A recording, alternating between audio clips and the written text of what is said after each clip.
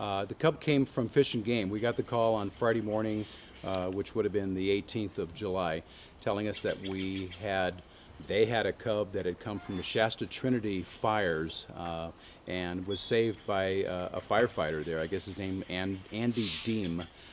He saw the cub in the roadway, picked him up, and basically hugged him because he could tell that the cub had burns. Took him into their camp. They had some immediate first aid and then got him down to Fish and Game headquarters in Rancho Cordova. Friday morning, we get the call from Fish and Game telling us that they had a cub for us to pick up, that the situation was that he had all four paws were burned, and that there was going to be some medical attention required on this cub.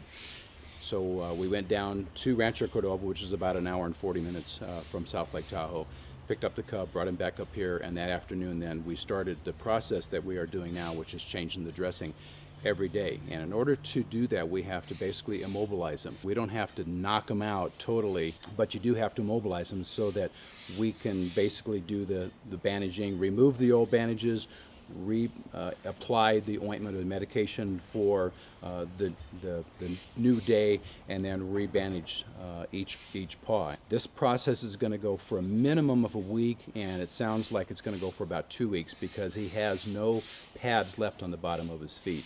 And once that, each week we'll be reevaluating and seeing exactly how the cub is progressing, and then once the healing process has taken place, then we'll be able to make further determination as far as rehabilitation.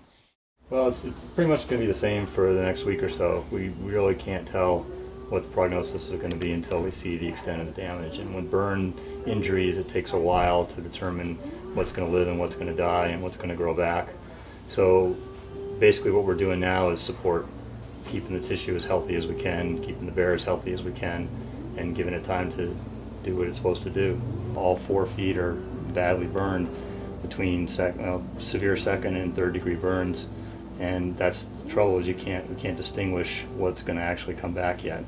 To have this happen is fairly rare. He probably wouldn't have lasted obviously very long on his own, but his prognosis right now is still real up in the air. And I'd be hard pressed to tell you that he's going to be released, and we don't want to get everybody's hopes too high because he's got some nasty injuries.